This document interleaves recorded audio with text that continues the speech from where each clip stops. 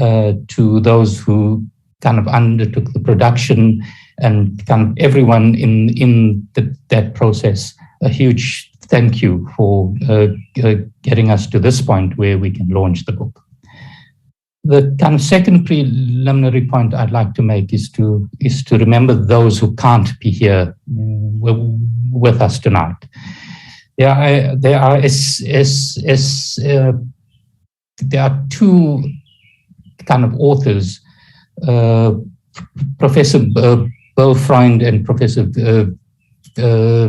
Vishnu Padiachi, who were part of this book, who've unfortunately passed on in the time that it took us to produce the book. For those of you who know Bill and Vishnu, you'll know that they've both been massive influences on my life, both mentors for me, but I also think for a large number of the authors, and for many who are in the audience today. I just like us to think about the two of them for a second. It's kind of really interesting that kind of chapter 3, which is kind of authored by both Bill and Vishnu, started out with Bill writing the first draft of that chapter. Bill passed on when that chapter was still in draft form, with the help of all sorts of kind of friends in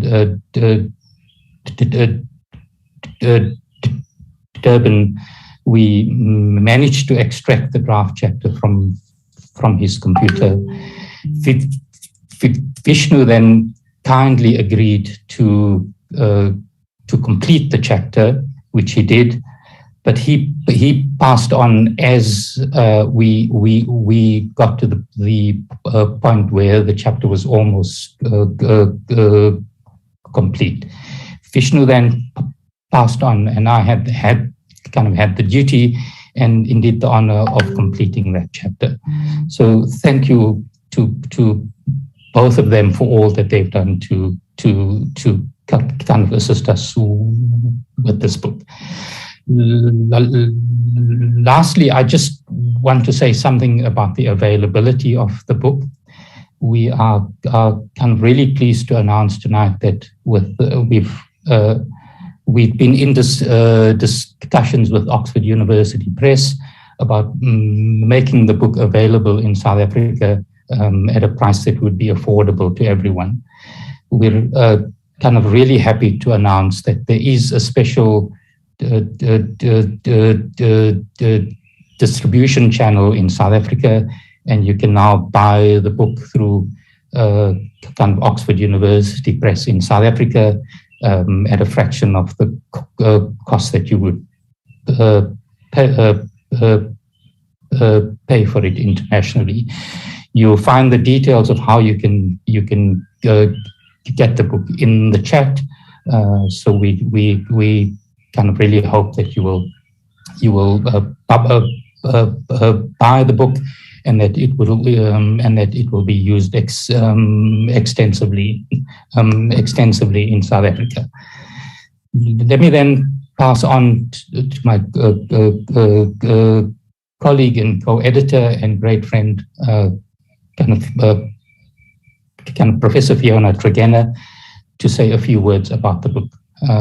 Kind of over to you, Fiona. Thanks, Imran. Mr. President, Vice Chancellors, diplomats and dignitaries present, authors and participants, I'm honored to share with you a whirlwind tour of the Oxford Handbook of the South African Economy. This book is part of the flagship handbook series of Oxford University Press and is the first comprehensive handbook of the South African economy. It's intended as the authoritative reference on the economy for a period to come. And we really hope that it will serve as a resource for researchers, for students, policymakers, for industry and the corporate world, and for others who are interested in issues of the South African economy, primarily here in South Africa, but also internationally. It's a weighty tome of some 1,000 pages, quite a thick volume, with 47 chapters, authored by some 80 leading scholars from South Africa and abroad. And it really offers a comprehensive coverage of all major economic themes in South Africa. It begins by providing historical perspective, which I think is particularly important in light of how strongly the South African economy is still shaped by the past. And it then considers key issues of political economy and economic policy making that are pertinent really to any topic across the economy. Then covers a range of themes, including agriculture, mining and energy, the green transition, trade and industrial development, economic regulation, the labor market, poverty and distribution, social development, growth and macroeconomics. And within these themes, the handbook includes chapters from an economic perspective on diverse topics, including, by way of example, climate change, ranging to the 4R, agro-processing, entrepreneurship, education, youth unemployment, gender, food security, investment, monetary policy, South Africa's economic role in Africa, just by way of examples to illustrate the breadth of coverage across the various chapters. And throughout the volume, there's a particular focus on the key issues of growth and the triple challenges. I think the analysis across chapters also brings out, on the one hand, the commonalities between South Africa and other developing economies, and particularly other middle-income economies, as well as, on the other hand, the unique characteristics and the depth of challenges in our own economy. One way in which this sort of comprehensive handbook is important is in bringing together scholarly research on such diverse topics. This also sheds light on the extent to which these topics are actually interrelated and the importance of an integrated approach rather than thinking and working in silos. Often we find a tendency both for researchers and for policymakers to focus quite narrowly on their own areas of interest and expertise. And by bringing together in one volume such diverse topics, hopefully will help us to understand some of the links between these myriad challenges facing the economy, as well as underscoring the need for integrated ways of thinking and in policy responses.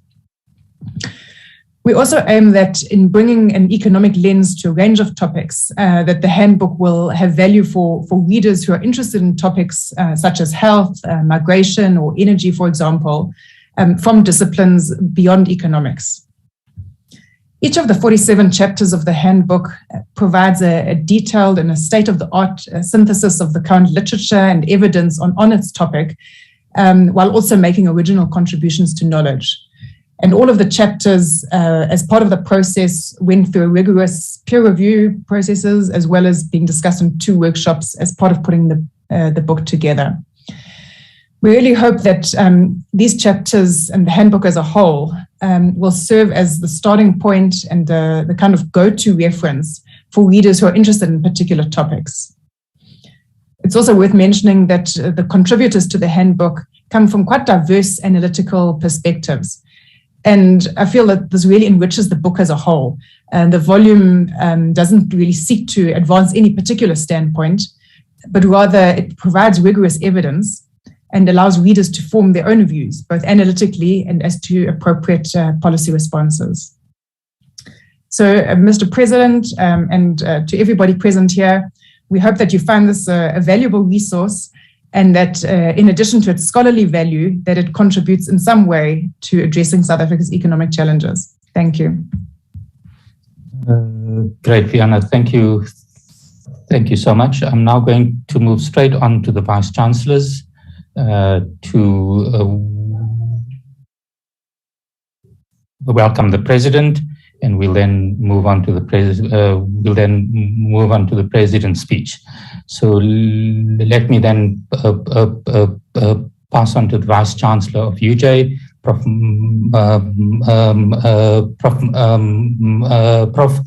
Marwala to share a few words with us and to welcome the President.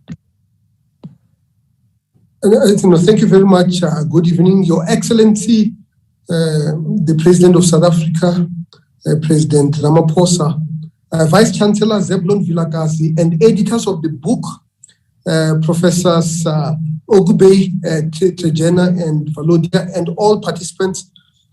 I am actually quite excited to be here today as one of the authors of the chapter in the book.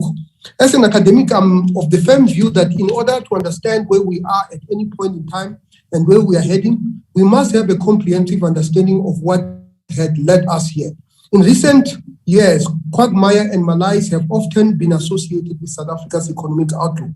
I won't rattle off the statistics that I'm sure you are all too familiar with. As we begin to emerge from a particularly grim path in our collective history, we now find ourselves at a crossroads, if you will, to borrow the phrasing of the American poet Robert Frost. The path we take will dictate just how we will pull together out of the economic quagmire we have contended with for far too many years, and whether we'll really ever be able to recover. The Oxford Handbook of the South African economy is an important step in this endeavor. Not only does it outline where the gaps lie, it allows us to chart a path forward. This is a joint initiative between units connected to the University of Johannesburg and the University of the Witwatersrand, a gentle reminder that collaboration and will are some of the keys to forging on. It is only fitting that today's keynote is delivered by our President Cyril Ramaphosa. As economies open up once again and life seems to return to what we once knew, there seems to be a resurgence of the feelings that accompanied the new dawn. This is colored by decisive leadership, sound planning, and the commitment to action. Towards the end of 2020, the President announced the Economic Reconstruction and Recovery Plan. As he said at the time, and I quote, "As even the darkest of clouds has a silver lining, we need to see this moment as a rupture with the past and an opportunity to drive fundamental and lasting change." Close quote. This is indeed the hope of our current context. We can subvert our economic narrative yet. As the writer Arundhati Roy reminds us, and I advise we should certainly hit at this juncture, nothing could be worse than a return to normality. And I think this book actually gives us a path to that future. I thank you very much. Great. Thank you so much, Prof. Thank you so much, Prof. Marwala. Let me move then straight on to the Vice Chancellor of WITS, Prof. Vilakazi, to say a few words and to welcome the President.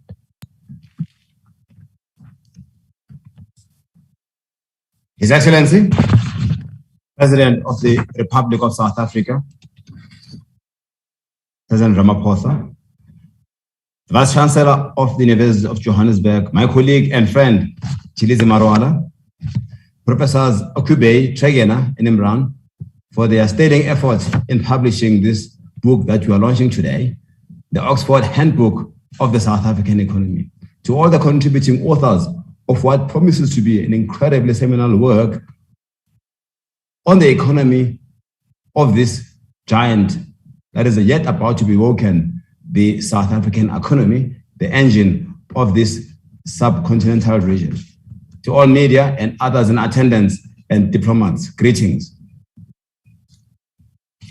This book brings about some of the important truths about our future, bringing exactly what ills need to be addressed and how to do that in an impactful, inclusive, and therefore sustainable way.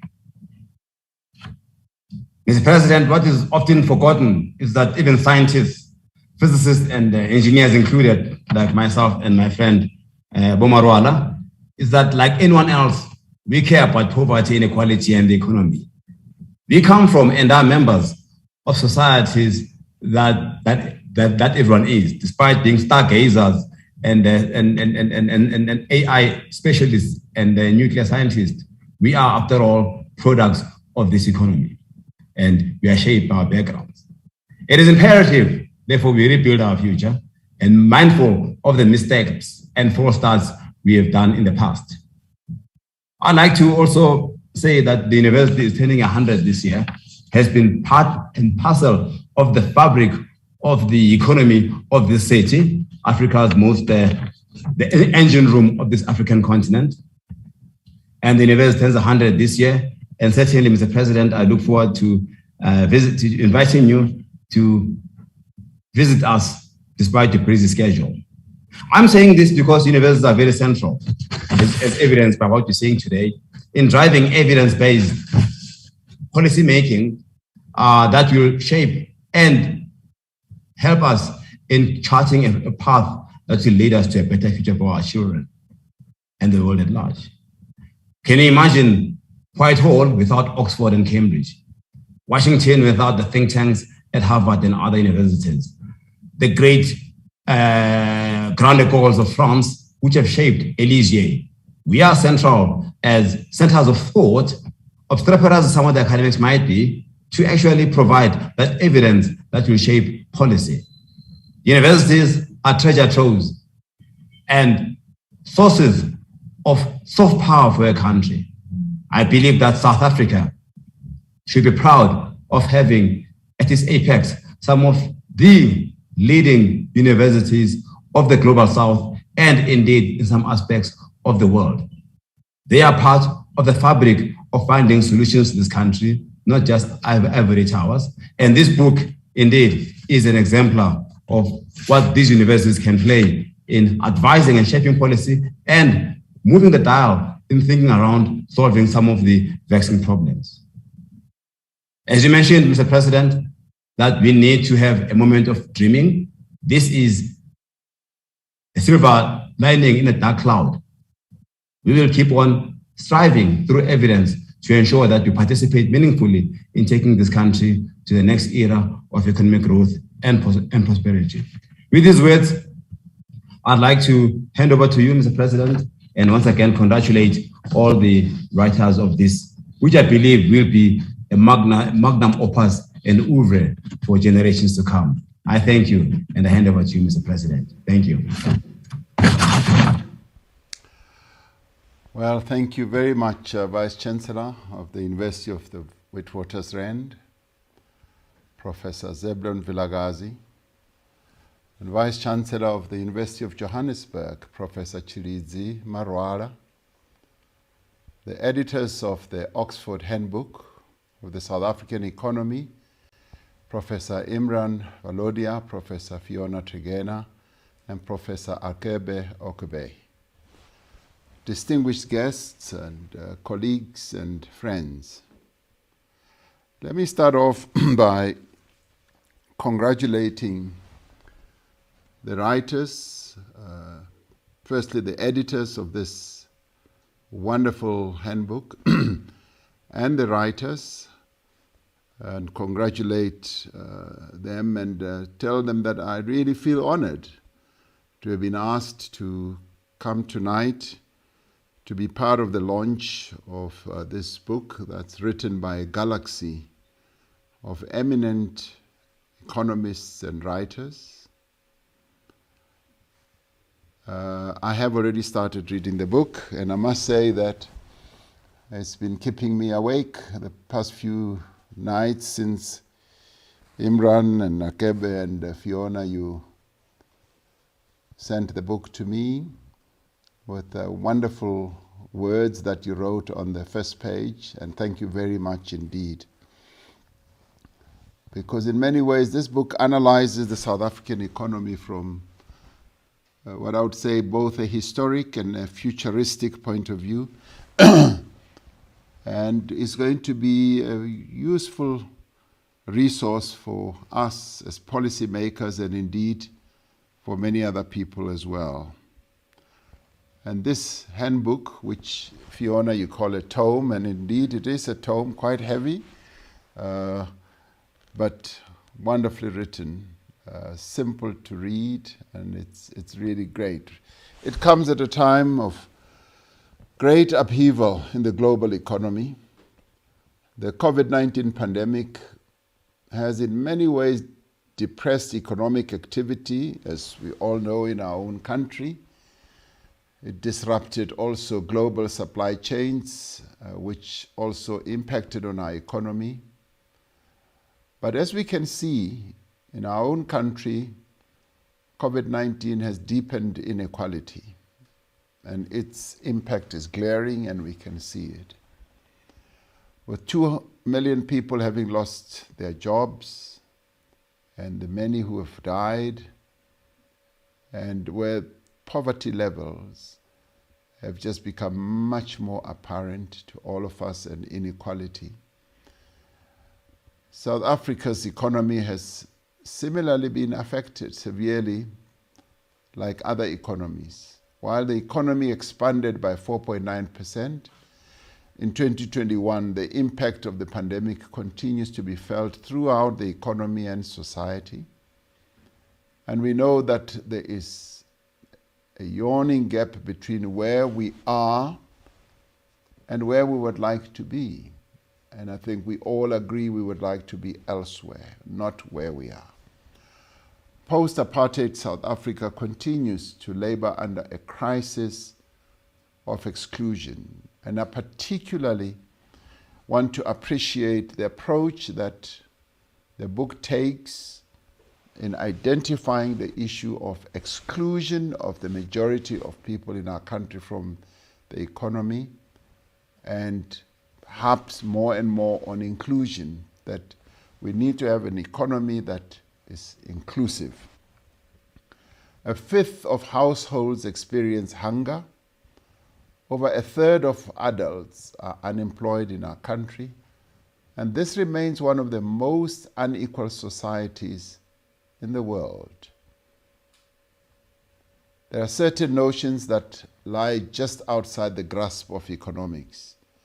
Notions of dignity and self-sufficiency and self-worth. But economics should give us some of the tools to rebuild societies that have been devastated by dispossession, such as what the majority of our people experienced, and oppression as well. We also expect economics to give us the evidence base to develop policies that will bring the millions of excluded people into meaningful participation in the economy. First, we need to understand the reality that confronts us. And this book helps us to understand more fully the South African economy. And as you correctly said, Fiona, it is authoritative. Economic theory predicts that developing economies will converge towards the performance of richer countries, or so-called more developed economy countries. Capital flow, or rather capital will flow from where it is abundant to areas of the globe where it is less available, and earn higher returns in those regions of relative capital scarcity. An open economic order, we have been told, will ensure that technology and know-how is diffused across the world, bringing all economies progressively closer to the technological frontier. These predictions are born out of a great extent in the historical experience of a number of countries, but a country like Germany, for instance, a relatively late industrializer in the European context. They can also be traced in the experiences of late industrializers in Asia, particularly countries such as Japan and South Korea. These are economies that have moved beyond the technological frontier and are determining what is cutting edge in various industries. Yet for significant parts of the developing world, especially on our own continent, Africa and Latin America, convergence has been elusive, that convergence they spoke about. In the case of our own country, the past decades have brought periods of divergence. In 1970, GDP per head in South Africa stood at just over half that of the average G7 level, at 53%. By the end of the 80s, South Africa's relative GDP per head had shrunk to a third of the G7 average, and by 1994, it was closer to a quarter. It had really come down. Although there were periods of improvement towards 2009, the ratio fell back to 26% by 2018. By way of contrast, China clocked in at 2% of the G7 average in 1970 and surged to a third by 2018. Massive improvement. We have to ask ourselves why we are falling behind. And this handbook, in a number of ways, provides key answers to a number of questions that arise. The democratic government has developed inclusive policies and arrested this trend of divergence, but there is consensus that far much more is required. With an economy stuck in low gear as we are, battered institutions and declining productivity, an important strand of economic policy making over the past 4 years has been on fixing the fundamentals of the economy. Within government, a key analytical milestone in this regard is the paper that was published by National Treasury in 2018, which looked at inefficiencies in our economy, particularly those plaguing network industries. That paper identified the various ways in which structural constraints raised the costs of doing business, but also the cost of living, and proposed a reform agenda to address these constraints. Now, in practical terms, this reform agenda is an important pillar of the Economic Reconstruction and Recovery Plan, which the two professors spoke about from the University of Wits and Johannesburg, and has found expression in what we call Operation Vulindlela. Early successes include opening up the space for the private sector energy generation, accompanied by measures to create a competitive market structure in the electricity supply industry. Pro-competitive measures are also being implemented in our ports and freight rail, part of the network industries that has been dogged by lots of inefficiencies. The digital sector will receive a boost with the resolution of long-delayed processes of licensing of the high-speed spectrum and digital migration and broadcasting. And this will have an impact on just the cost of data, which is so important for ordinary people as well as students. In addition to reliable energy supply, economic development is also intimately bound with access to a basic need such as water. Reforms in this sector will ensure better management of the nation's water resources through measures aimed at improving allocation of rights, pricing, and the monitoring of quality. To unleash the energy of the private sector, especially the small and informal segments, where the majority of jobs are created, we have created a red tape reduction team in the presidency to remove regulatory impediments to entry and growth. Now, all these things such as water, agriculture, and all that are covered in this book, and that is why it is so important, a book. Another major constraint on growth and employment are the relatively low skills levels in the country and in the inadequate outcomes of our education system. The resultant skills gap is also a significant contributor to inequality and undermines efforts to end intergenerational cycle of poverty, where poverty is passed on from one generation to the next. The only sustainable way to bridge the skills gap is to dramatically improve the performance of all levels of our education system. Among other things, this means ensuring that there is a firm link between the skills and competencies being produced and those required in the economy.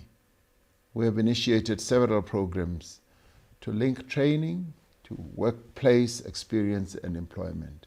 As I indicated in the State of the Nation address, Department of Higher Education and Training will place 10,000 unemployed TVET graduates in workplaces from April of this year. Another innovation is the Digital Work Accelerator. It's a coordinated public-private initiative to enhance digital skills and create digital jobs. Now, to ensure that skills training is linked directly to the demand in the economy, we are pioneering a fundamentally different approach to skills development for the unemployed youth.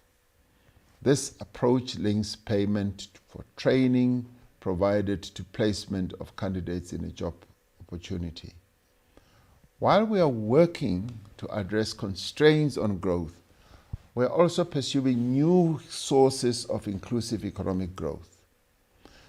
The socio-economic texture of the South Africa of today is a product of a commodity exporting economy with a small emissions intensive manufacturing sector, although the service sector has gained prominence over time. And we all know, and it's very directly addressed in the book, that the economy of our country is highly concentrated. And amongst the authorities that are also cited in the book is how world bodies such as IMF and the World Bank have raised this issue of the over-concentration of our economy, and where it is argued that that is what impedes the growth, one of the reasons why we are not able to grow as we should.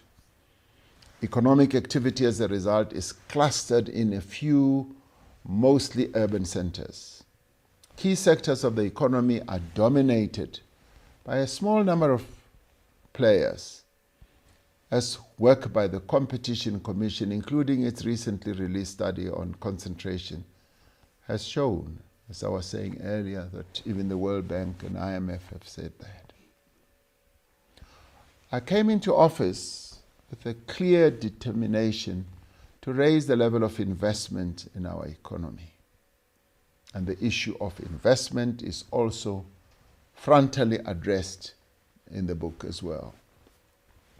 I set a target of 1.2 trillion rand in new investment over 5 years. This is important as a driver of economic activity and dynamism. But it will be asked, as it is also addressed in the book, where these investments go. Are we continuing to invest in the economy as it is currently structured? And this is where policymakers and academics, business, we need to focus our attention on, because we've got an economy that is structured in a way where it is not generating the growth that this country should have going forward.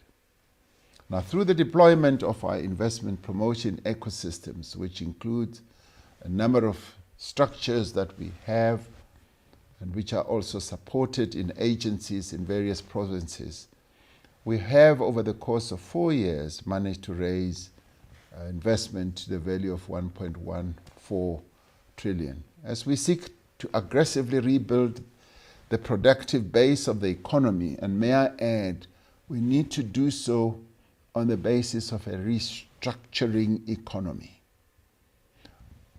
We want to maintain our resolve to encourage new fixed investment. Through a social compact, we would like to strike with the private sector to commit to even higher rates of investment, so that the capital investment of our country, which has really been lowered over time, goes up. So that we reach the target set by the National Development Plan, which calls for fixed investment at 30% of GDP by 2030. It's currently in the teens. Infrastructure development is an important driver of economic growth.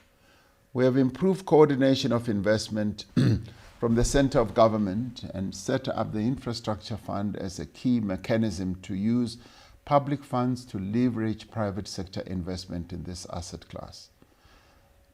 As an intellectual community engaged in economic research, many of you would be aware of the immense opportunities that are available as economies transition to lower emissions. Yet for an economy such as ours, the commitments we have made to avert a climate crisis carry with them significant risks. And I'm glad that the book also focuses on climate change and also records what needs to be done. These include the risks to our energy security, scale of industrialization, levels of employment, and economic activity in coal-dependent communities. However, the risks of not undertaking an ambitious and just transition are far greater. Over the past few years, we've developed various institutional mechanisms and policies to steer our just transition. Just this past week, I went to address the Congress of the National Union of Mine Workers, and I was really pleasantly pleased, I must say, to find that they've written a whole document on climate change and how, as a union, as the labor movement, and indeed as a country, we should approach the transition to cleaner energy. Of course, they focus on a number of pillars. One of the key ones is job creation and job retention, as they envisage that new jobs are going to be created, have to be created as we transition. The Presidential Climate Change Commission has provided helpful advice that saw us raise our climate ambition at COP 2026.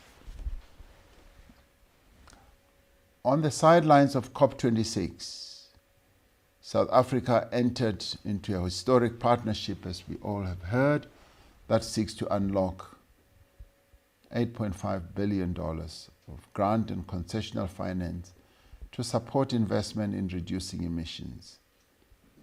Now, this work is going to be coordinated by a former governor of the central bank, who will be leading us in the negotiations in this whole process, as we take on negotiations with a number of countries and to live up to their obligations under international treaties to contribute towards decarbonization of developing countries' economies.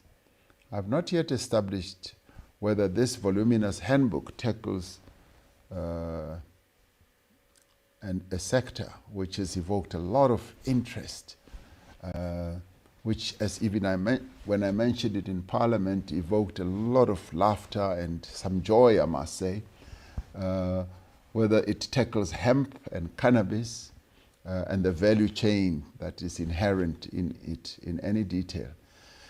This is one of the sectors we have identified as an important area of growth. In the State of the Nation address, I outlined other sectors that government will support through its various policy levers. These include agro-processing and agriculture, global business services, the digital and technology sectors, the green economy, and social economy. I am encouraged that the handbook we are launching today has various chapters dealing with social security, and social development. I'm also encouraged that it deals with the key issues that affect the lives of our people, their dignity, issues such as hunger, stunting, and food security, that it also deals with gender and work, migration, health, and household dynamics.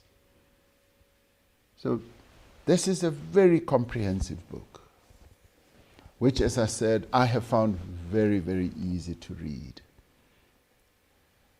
Within our limited fiscal resources, South Africa mounted an effective social protection response to the COVID-19 pandemic.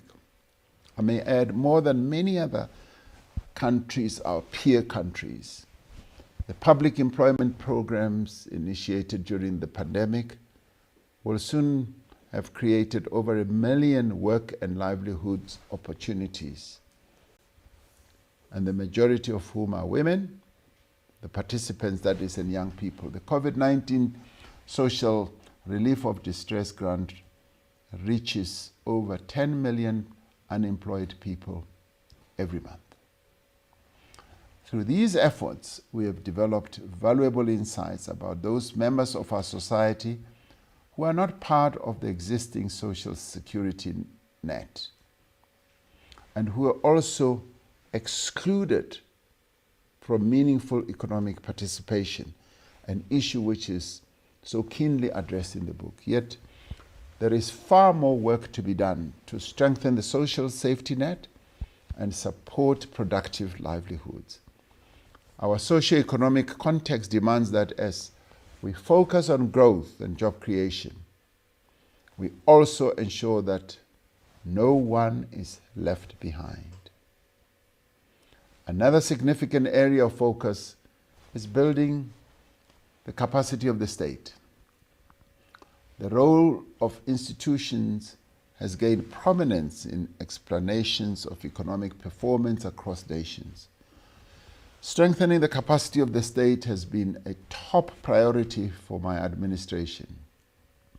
Through the district development model, which we are now rolling out more effectively, we are bringing the 3 spheres of government together with other social partners to achieve inclusive local economies.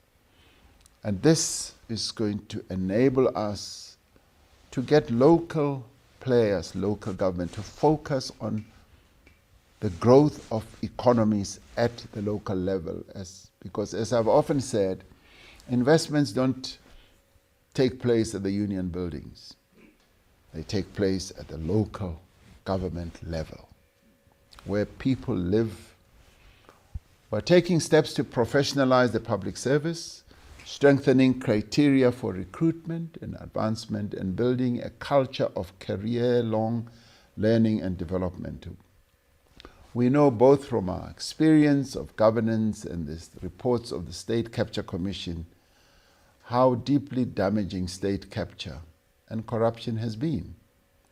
Apart from the substantial resources that were stolen from the state, these activities eroded the capabilities of vital institutions, and in some cases really denuded those institutions of capable people, as a number of them were driven out deliberately so that malfeasance can find a place to grow. And rebuilding these institutions is therefore for us an economic imperative. Equally important are the efforts underway to prevent the destruction of economic infrastructure by criminal syndicates who extort money from businesses, and organized crime and gangsterism that is just becoming rife in the country. Crime and violence has both a huge human cost and an economic cost. That is why we have prioritized the stability of the leadership of our law enforcement agencies, security services, and criminal justice entities, and are working to ensure that they are better resourced and capacitated.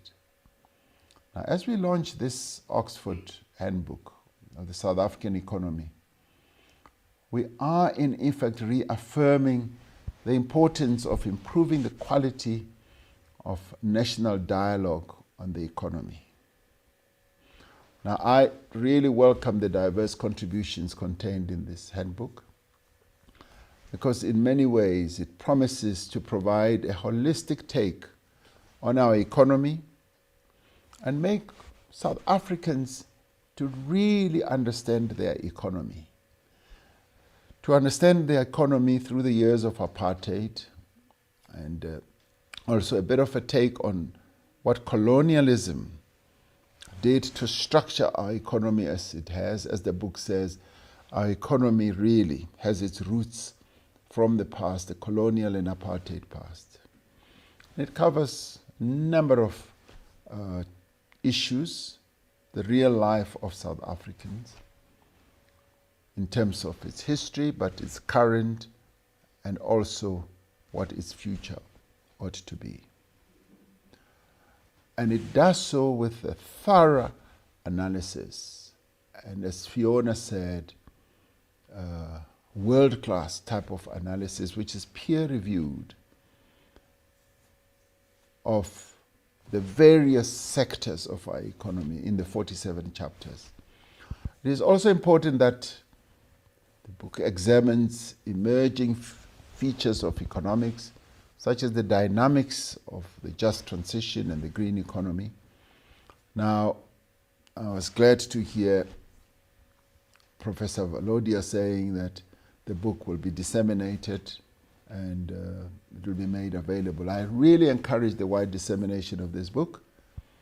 Its authors need to be actively involved to take their work into the public domain, to deepen the engagement of citizens with economic knowledge, understanding, as well as understanding policies. South Africans are never short of ideas on how to manage the economy. We've got 60 million people in our country, and I can bet you that there are 60 million ideas. But this book is going to inject a lot of enthusiasm with a historical view, empirical evidence, and an analytical framework, which will enable all of us to be able to more intelligently, rooted in real evidence, to be able to analyze our economy and to be able to see how this economy can move forward. We should not repeat the mistakes of history. We should be aware of the consequences of our economic pronouncements and policy leanings and choices. Over the past few months, we've been engaged in engagements with social partners to craft a social compact for job creation and economic growth. Now, I'm really delighted to have on this platform Professor Valodia, who we worked with when we crafted the national minimum wage. And the fear at the time was that the national minimum wage is going to destroy jobs. It's going to lead to many workers becoming jobless, and it will lead to wage stagnation in some ways, and also lead to companies not abiding by what will have been said. Now, I've been informed that that has not eventuated. So it's a real joy to share this platform with Professor Valodia and also Professor Tregena, who sits on the Presidential Economic Advisory Council. Now, we're seeking a compact with the private sector, unions, communities, a compact that will complement the Economic Reconstruction and Recovery Plan with a sharp focus on employment. Now, as we emerge from the worst of the pandemic, we recognize that the crisis of economic exclusion that threatens to engulf our country can only be overcome through concentrated and concerted action by all social partners. Now, this social compact will focus on a clear set of actions by each of us. We have to face the trade-offs and the sacrifices that are required for a decisive break with poor outcomes in our labor market and in the economy. This is the time to move beyond platitudes towards a clear set of commitment underpinned by a concerted resource mobilization by all parties. We trust that the analytical work produced by this intellectual community, who I call a galaxy of really well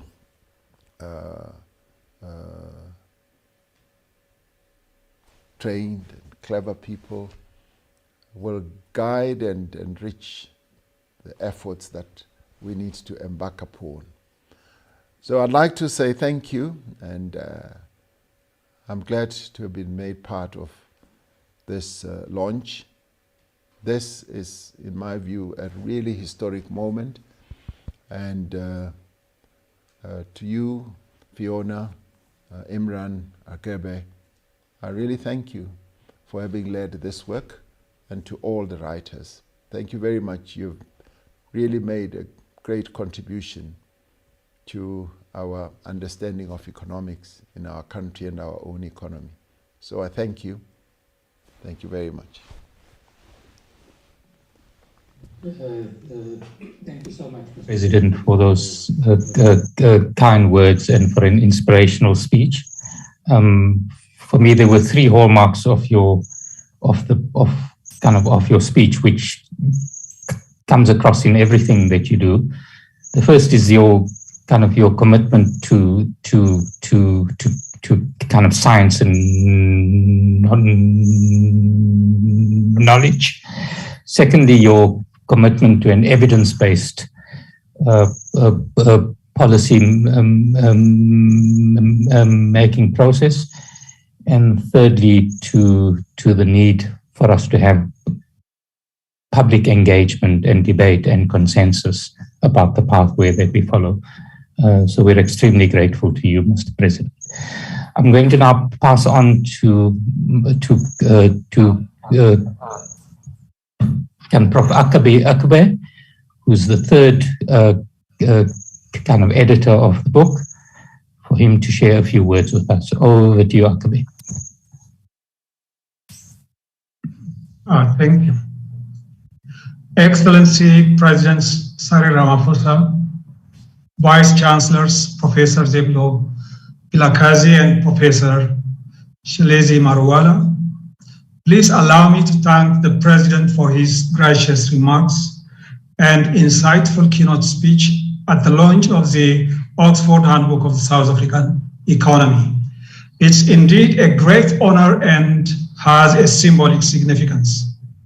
I would also like to thank Vice Chancellors Professor Maruwala and Professor Vilakazi for their support and welcome remarks. Excellencies and distinguished participants, we are grateful to all contributing authors, to the reviewers, and to the Oxford University Press for making this landmark scholarly work a success. I hope this handbook will be valuable for policymakers, academia and students, and the private sector, and will stimulate conversations and productive debates. Despite South Africa's specific context and peculiarities, the Oxford Handbook of the South African Economy has significant implications for economic transformation and policymaking in Africa. I would like to highlight three key points which I have learned from my own 30 years of policymaking experience and intellectual work. First, government policymaking must be based on empirical evidence and supported by relevant research. However, policymakers often try to steer economies in unnavigated waters, clouded by great uncertainty and a complex environment, and under the pressure of conflicting interests and political constraints. Policy-relevant research helps officials work through the implications of various options and to be aware of pluralist and alternative perspectives. But that only happens through sustained and open conversation between policymakers and the academic community. Your Excellency presence today helps to highlight and stimulate this conversation. Second, economic transformation must be at the center of policymaking. An economic transformation drive requires sustained high growth for an extended period and one that puts employment creation as well as narrow inequalities at its front and center. Economic development necessitates massive and sustained investment directed at developing productive capacity, complemented by education and infrastructure development. This has been underlined by His Excellency President. Moreover, economic development in the 21st century must pursue a green path towards carbon neutral growth if it's to be truly sustainable. This is easier said than done. The editors of the handbook believe that ensuring high growth and inclusiveness while developing appropriate technological capabilities are the key challenges for South Africa in escaping the middle income trap. Excellency, distinguished participants. Finally, economic transformation and catch-up success require a state that champions development and growth. The state has to learn from the policymaking processes and outcomes constantly. African countries' policymaking exhibits significant variations and unevenness, imbalances and tensions, which could be a learning source for policymakers and researchers. This will contribute to enabling Africans to build on the advantage of being latecomers. This handbook reflects considerable learning from South Africa's own experiences and their variation across time and across sectors. I hope this handbook will inspire African scholars from all over the continent to initiate similar handbooks and studies of other African countries' economies. I thank you. Right, Kabir. Thank you so much. So we've come to the end of the proceedings for tonight. I just want to kind of highlight a few things before we close. The first is that this is the first of a series of book launches that we're planning. We're planning to have a number that would deal with the actual chapters, and kind of plan to have them kind of in sections across the country. So please look out in the press for that, and we'll share details of that. Let me thank the President, his entire team, kind of all of the authors who contributed to the book, the publishers, kind of all of our teams who were involved in the production of the book, the Vice Chancellors and their teams for kind of assisting us to get the event tonight done with kind of so much of effect and with so much of grace. We've been joined by something around 700 people, which I think might make this the largest book launch ever in South Africa. Thank you for that, Mr. President. Lastly, I just want to thank the teams that were involved in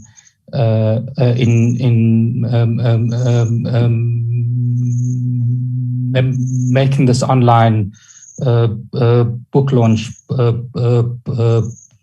possible tonight. Especially the whole of the administration team in SCIS and the whole of the administration team in Prof Tregena's NRF chair. We're all really grateful for the work that you've done. I do have to single out one person who did all of the work to get the event done and made sure that it happened in a spectacular way. Thank you so much, Kitso, for all that you've done to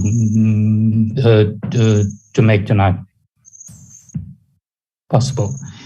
With those words, then let me close the event. Thank you again, Mr. President, and good night to everyone.